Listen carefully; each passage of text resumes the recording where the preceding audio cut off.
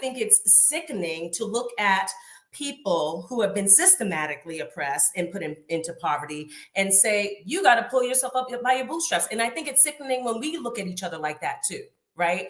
Like I did it. I bought multiple homes. I got a business.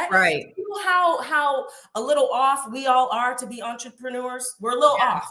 Okay. Yeah. Most people don't think like us. And we're thinking, no, we want to be millionaires. And those people are a little more off than us to even get to that level.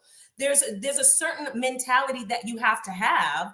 And everyone does not have that. And that does not mean that we're better or worse off than anyone. Everyone has different capacity for different things. So yes, I feel like us as Black people, we need to be looking at who among us can pull it up, right? As high as we can pull it in a rising tide. What's the thing? A rising tide lifts all ships, right?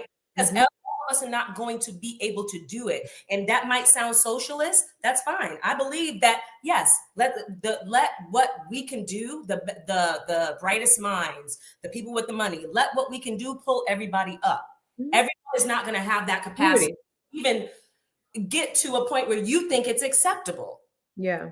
It just is what it is. We got to help people. Yeah. No, I love that, because when you talk about us being entrepreneurs, and we are an anomaly, it is hard. Think about it. To get to my first million and compare me to a white man, it's going to take me 100 times harder to get to my first million than it takes him. Doesn't mean I can't get there. It's just that I had to work so much harder to get there than that white man did. And so that's why our experiences are so very different, is because, yeah, we can do it.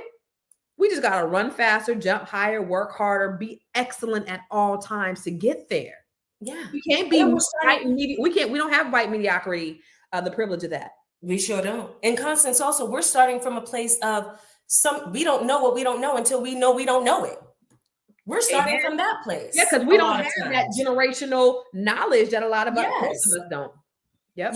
So we only have the time that we have in our lives, and we're competing against people who already got the blueprint because it was made for them. Exactly. And we're still trying to figure it out. Exactly. So there's so many different variations.